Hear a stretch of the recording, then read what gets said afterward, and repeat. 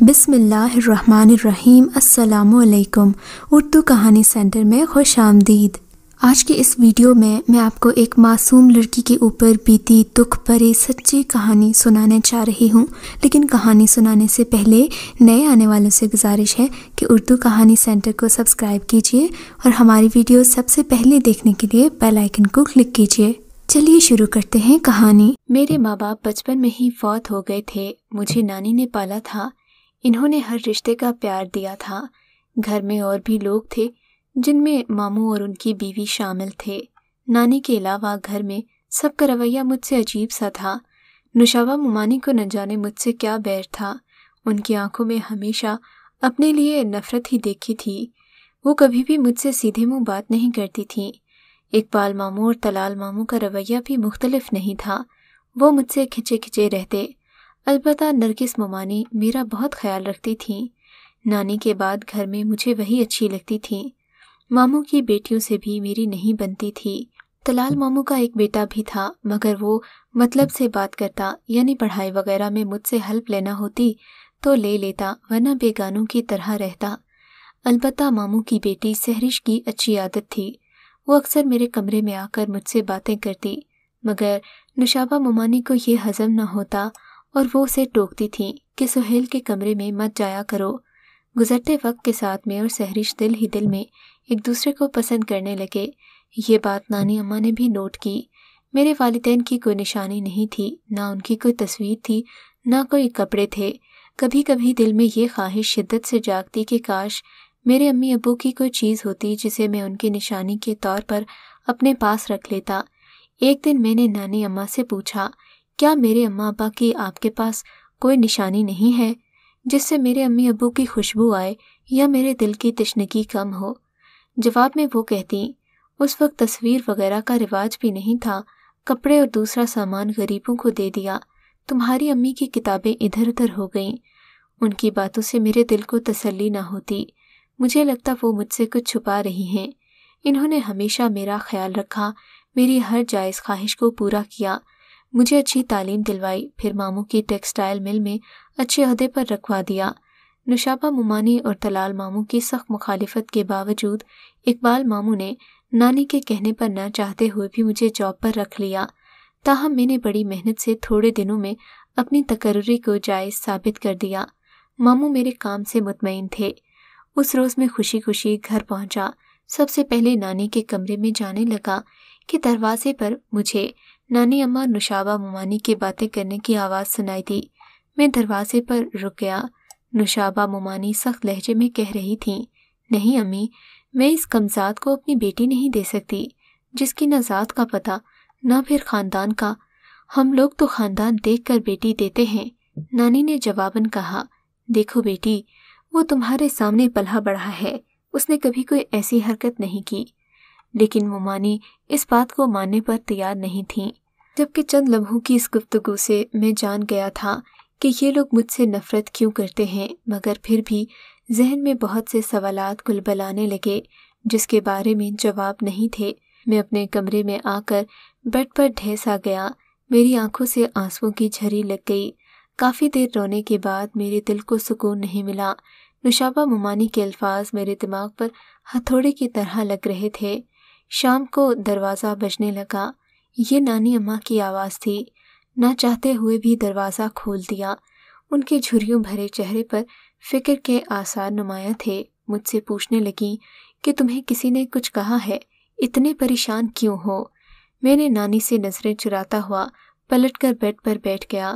میری آنکھوں سے آنسو جاری ہو گئے۔ بالآخر وہ سوال میرے لبوں پر آ ہی گیا، نانی اماں، مجھ سے آپ کچھ مت چھپائیں، سچ بتائیں کہ میں کون ہوں، یہ لوگ مجھ سے کیوں نفرت کرتے ہیں، اور میری ماں آپ کی بیٹی تھی یا میں ناجائز اولاد ہوں جو سب مجھ سے نفرت کرتے ہیں؟ میں رونے لگا۔ تبھی نانی بولی، بیٹے، تم سے کچھ نہیں چھپایا جا رہا، بات صرف اتنی ہے کہ تمہاری ماں نے تمہارے باپ سے پسند کی شادی کی تھی اور یہ سب اس کے خلاف تھے۔ تمہارا باپ امریکہ سے آیا تھا، اسے میری بیٹی سے محبت ہوئی اور ان لوگوں نے شادی کر لی۔ اقبال اور طلال نے بہت مخالفت کی، میری بیٹی نے شادی کر لی اور یہ گھر چھوڑ دیا۔ اس گھر میں تمہاری امی نہیں آئی تو تمہارے ابو کیسے آتے؟ कैसे पता चलता कि वो कौन था, किस खानदान से था? जब एक्सीडेंट हुआ तो सिर्फ मैंने उनके कफन दफन का इंतज़ाम किया। भाइयों ने ना अपनी बहन की डोली उठाई, ना जनाजे को कांधा दिया, क्योंकि उन्हें अपनी इज्जत अजीज थी, जबकि मैं तो माँ थी। मैंने तुम्हें अपनी बेटी की आखिरी निशानी समझकर पाला, और क्या तुम इतनी सी बात पर मुझसे नाराज़ हो जाओगे? नानी ने मुख्तसरन मुझे सब बता दिया और मेरा गुस्सा ठंडा कर दिया। एक फ़कीर औरत अक्सर दरवाजे पर आती। वो अपाहज थी, बैसाखियों के सहारे आती और घर के दरवाजे पर बैठकर सदा लगाती। न जाने क्यों वो औरत मुझे गौर से देखती थी। मैं भी उसे पैसे देकर दुआएं लेता। दिल की गहराइयों से वो मुझे दुआ देती। वक्त गुजरता रहा। इसी दौरान मुमानी की बेटी नासिश की जूनी नामी एक लड़के से मुलाकातें बढ़ने लगीं। मैं ये देखकर कुढ़ता रहता और नानी को भी बताता। दूसरी तरफ सहरिश की चाहतें भी बढ़ने लगीं, लेकिन मैं खुद को रोकता, क्योंकि हमारा मिलन नामुमकिन था। नुशाबा मुमानी की नफरत भी आग की तरह बढ़ती रही। नरगिस मुमानी की मोहब्बतें जारी रहीं। इस दौरान मुझ पर एक और इंकिशाफ हुआ कि जूनी दरअसल बदनाम ज़माना गैंगस्टर जाफ़र खान का बेटा था। वो काले धंधों का बेताज बादशाह था। बाप की दौलत में मस्त वो कई लड़कियों को शादी का झांसा देकर उनकी इज्जत से खेल चुका था। इन दिनों नासिश उसके जाल में फंसी हुई थी। वो भी जूनी से मोहब्बत करती और उससे शादी के ख्वाब देख रही थी। एक दिन अचानक नानी अम्मा की तबीयत बिगड़ने लगी। उन्हें हस्पताल ले जाया गया। दरअसल नानी को दिल की तकलीफ हो गई थी। डॉक्टर्स कहते थे कि इनके दिल पर कोई बहुत बड़ा बोझ है, जिसकी वजह से इन्हें दिल की तकलीफ हुई थी।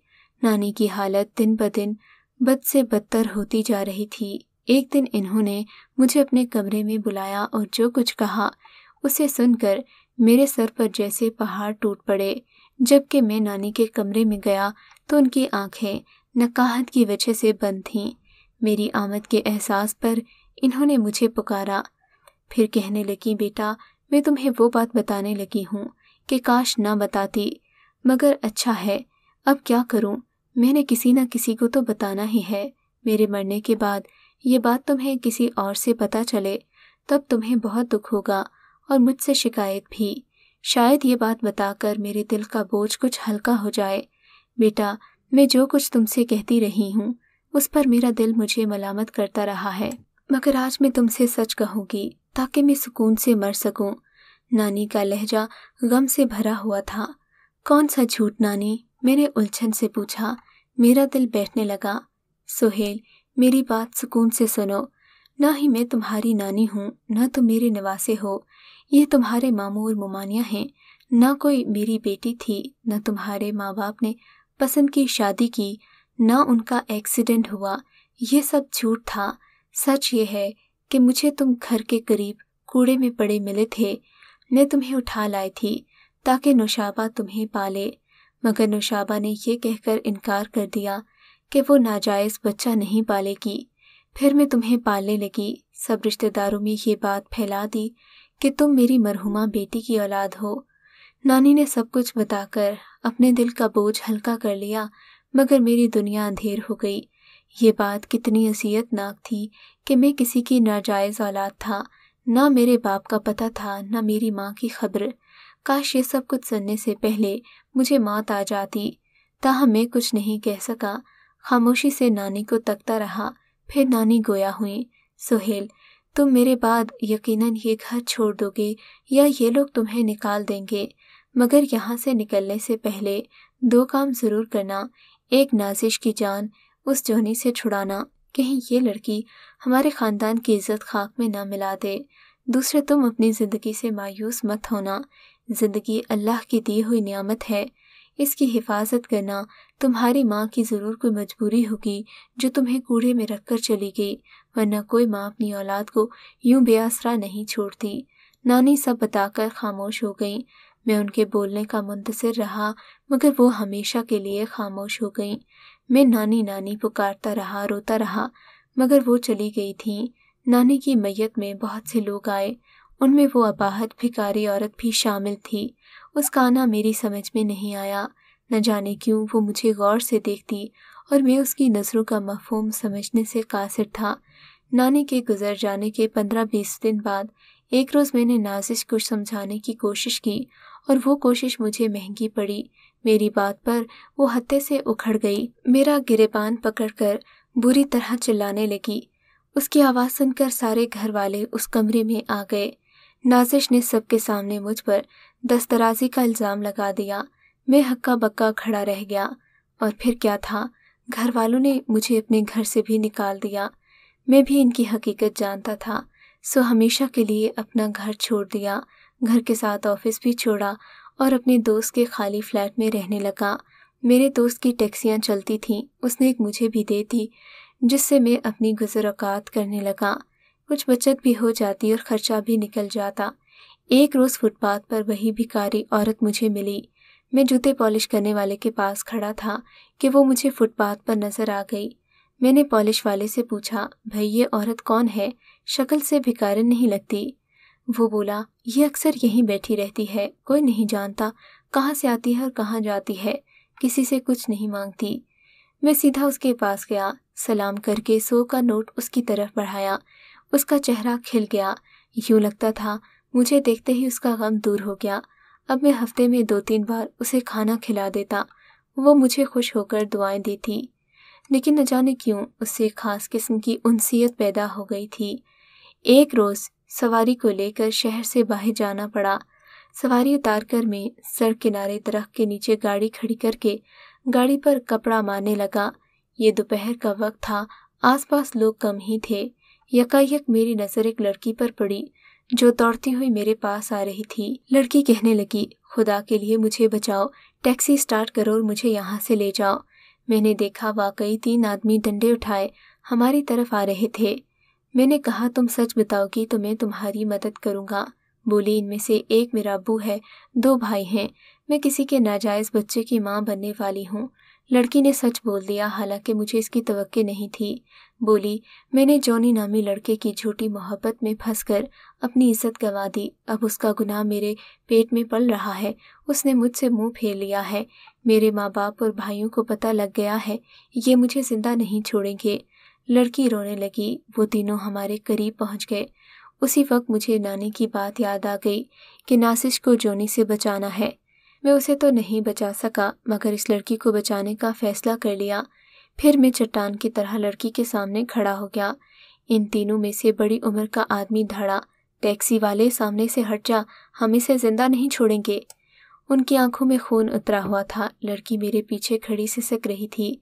मैंने कहा, आप इसे नहीं मार सकते, मैं इसका शौहर हूँ, ये मेरी बीवी है, हमने निकाह किया है। मैंने बड़े इत्मीनान से ये बात कही। फिर वो नौजवान और भी गुस्से में आ गए। बोले, तुम अब जिंदा नहीं रहोगे। तब उनके बाप ने ठंडे दिमाग से कहा और पूछने लगा कि तुमने अपने माँ बाप को रिश्ते के लिए घर क्यों नहीं भेजा। मैंने कहा, मेरे माँ बाप जिंदा नहीं थे, हम ये बात आप लोगों को बताने वाले थे, मगर आपकी बेटी डरती थी। मेरा लहजा मुअद्दिबाना था। कहने लगे, जो हुआ सो हुआ, अब तुम घर चलो, हम अपनी बेटी को इज्जत से रुखसत करेंगे। मैंने फ़ोन करके अपने दोस्त को बुलाया, उसने भी रुखसती में शिरकत की। इनके कुछ रिश्तेदार और मोहल्ले वाले भी इस तकरीब में शामिल थे। मेरे साथ मेरा दोस्त ही था। फिर मैं उस लड़की यानी सायरा को अपने फ्लैट पर ले आया और एक मौलवी को बुलाकर हमारा निकाह पढ़ाया गया। सो सायरा मेरी बीवी बनकर मेरे फ्लैट में रहने लगी। वो बहुत खुश थी, हर वक्त मेरी खिदमत में लगी रहती।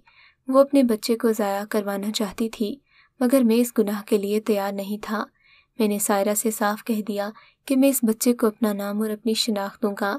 सायरा के कदम मेरे घर में बहुत मुबारक साबित हुए। मुझे एक अच्छी फर्म में जॉब मिल गई। एक दिन मैं ऑफिस में मसरूफ़ था कि सायरा का फ़ोन आया। उसने बताया कि 2 औरतें आपसे मिलने आई हैं।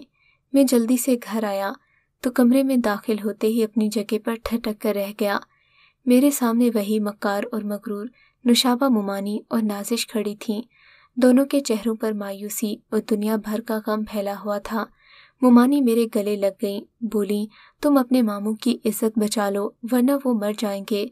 नाजिश ने हमारी इज्जत खाक में मिला दी। ये जूनी के नाजायज़ बच्चे की माँ बनने वाली है। वो नाजिश को बुरी तरह मारने लगी और नाजिश बिलक बिलक कर रोने लगी।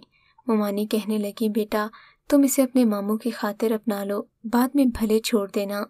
मैंने कहा, मुमानी ये मासूम और ख़ानदानी है, मैं गंदा खून हूँ, मेरे ख़ानदान का भी पता नहीं, सो ये मिलाप मुमकिन नहीं है। मैंने नाजिश को जोनी से मिलने से रोका था, मुझे मालूम था एक दिन ये गुल खिलेगा, मगर नाजिश ने मुझ पर ही इल्ज़ाम लगा दिया और मुझे जलील करके घर से आप लोगों ने निकाल दिया। अब मैं जोनी के गुनाह को अपना लूँ, नाजिश से शादी कर लूँ, ऐसा मुमकिन नहीं। मगर मुमानी मेरी मिन्नतें करने लगीं। उन्होंने इस कदर गिरिया वजारी की कि फिर सायरा की सिफारिश पर मुझे नाजिश से निकाह करना पड़ा। सायरा ने भी हमारी निकाह में खुशी खुशी हिस्सा लिया। यूँ अब मैं 2 बीवियों के साथ रहने लगा। वक्त का पहिया घूमता रहा। सायरा ने एक चांद से बेटे को जन्म दिया। बेटे का नाम हमने आमिर रखा। सायरा और नाजिश अक्सर कहते कि आमिर मुझ पर गया है। मैंने भी गौर किया, आमिर के नए नक्श बिल्कुल मेरे जैसे थे। फिर कुछ दिनों के बाद नाजिश का आखिरी महीना भी आन पहुंचा। इन दिनों वो बुझी बुझी सी रहती। मैं उसे तसल्ली देता कि मैं तुम्हारे बच्चे को भी बाप बनकर पालूंगा, कभी से नाजायज़ नहीं कहूँगा। नाजिश को नहीं पता था कि सायरा भी जोनी की ढसी हुई है, आमिर का बाप भी मैं नहीं हूँ। ये बात हमने उससे छुपाई थी। एक रोज़ टीवी पर खबर आई कि जाफ़र खान का हेलीकॉप्टर पहाड़ी से टकराकर तबाह हो गया, जिसमें उसके साथ 4 अफराद और भी लुक़्मा अजल बन गए। अगले रोज़ खबर आई कि जोनी अपने कमरे में मुर्दा पाया गया। किसी ने उसके गले में फंदा डालकर उसे हमेशा के लिए मार दिया था। उसने बहुत सी लड़कियों को बर्बाद किया। पता नहीं किसने अपना इंतकाम लिया। न जाने क्यों मुझे इन बाप बेटे की मौत का सुनकर बहुत दुख हुआ। सोचने लगा कि इंसान कुछ भी कर ले, आखिर मौत है। दूसरों की ज़िंदगी से खेलने वालों को कैसी मुसीबत मिली थी। लावारिसों की तरह उनके कफन दफन का इंतज़ाम ईदी वालों ने किया। उस रोज़ मैं ऑफिस से घर आ रहा था। दिल में ख्याल आया उस अपाहज फ़कीरनी से मिला जाए। मैं उसे माँ जी कहने लगा था, लेकिन मुझे बाद में पता लगा कि वो फौत हो गई हैं। ये बात मुझे एक रेढ़ी वाले ने बताई थी। उसने मज़ीद बताया कि माँ जी ने कोई चीज़ आपके नाम दी है, वो चीज़ मोची के पास है। मोची पता नहीं कल से कहाँ गायब है। मेरे कहने पर वो रेढ़ी वाला मुझे कब्रिस्तान ले गया, जहाँ 2 कच्ची और ताज़ा कब्रें भी थीं। उन पर नाम वाली तख्तियाँ थीं। एक कब्र पर लिखा था जाफ़र खान, साथ वाली कब्र पर जुनेद खान लिखा था। इन दोनों कब्रों के साथ माँ जी की कब्र थी जो बेनाम थी। किसी को क्या मालूम कि उनका क्या नाम था। ये कब्रें ईदी वालों ने बनाई थीं, क्योंकि ये कब्रिस्तान उनके लिए मखसूस था। ये तीनों अमवात एक ही हफ्ते में हुई, सो ईदी वालों ने इन्हें करीब करीब दफना दिया। इन तीनों कब्रों का साथ साथ होना एक राज था, जो बाद में मुझे पता चला। जब मोची ने अम्मा जी का ख़त मुझे दिया, उस ख़त ने मुझे हिला कर रख दिया। ख़त के अल्फाज कुछ यूँ थे, प्यारे बेटे, मेरा नाम आसिया है, पढ़ी लिखी बाशऊर खातून थी और मेरी शादी जाफ़र खान से हुई थी। मैं अपने माँ बाप के साथ दुबई में रहती थी। जाफ़र खान मुझे ब्याह कर पाकिस्तान ले आया। 1 साल हम खुशी खुशी रहे। फिर हमारा पहला बेटा हुआ, जिसका नाम हमने जुनेद रखा। वो हमारी आंखों का तारा था। फिर रफ्ता रफ्ता मुझे पता चला कि मेरा शौहर अच्छा आदमी नहीं है, वो बहुत बड़ा स्मगलर है। मैंने उसे ये धंधा छोड़ने का कहा, जिस पर हमारा झगड़ा बढ़ने लगा। यूँ हमारे ताल्लुक़ में दरार बन गई, और जब जुनेद 1 साल का और दूसरा बच्चा 3 माह का था, तो उसने मुझे मार पीट कर अपने घर से निकाल दिया। मैं भिखारियों की एक झुग्गी में आ गई। फिर मुझे खैराती हस्पताल ले जाया गया। मेरा इलाज करवाया गया, मगर मेरी कमर ठीक ना हो सकी। मेरी रीढ़ की हड्डी टूट गई थी। मैं अपाहज हो गई। मेरा इन भिखारियों के सिवा कोई नहीं था। मैं बैसाखियों के सहारे चलती। 6 माह बाद मेरा दूसरा बेटा हुआ। मैं ये सोचकर रोने लगी कि इन बच्चों का क्या होगा। बड़ा बेटा बाप की तरह डाकू बनेगा, छोटा बेटा माँ की तरह भिखारी बनेगा। मैंने फैसला किया कि अपने बच्चों का मुस्तकबिल ख़राब नहीं होने दूंगी। चुनाचे मैंने अपने बेटे के पैदा होते ही उसे एक घर के सामने कचरे के ढेर पर रखवाया। निगरानी के लिए अपने साथी लड़के को बिठाया कि देखो कौन मेरे बेटे को उठा कर ले जाता है। फिर उसी घर की एक औरत ने मेरे बच्चे को उठाया और मेरा लाल वहीं पलने लगा। बेटा, मैं तुम्हारी माँ हूँ। जाफ़र खान तुम्हारा बाप है। जुनेद तुम्हारा भाई है। मुझे तुम्हारी ज़िंदगी के एक एक पल की खबर है। तुम्हारी नानी के बाद वो लोग तुम्हें अपने घर से निकाल चुके हैं। सहरिश नामी लड़की ने मुझे सब बता दिया था। इस खत का मकसद यही है کہ میں تمہیں بتاؤں کہ تم اپنے ماں باپ کی جائز اولاد ہو، تم ناجائز نہیں ہو۔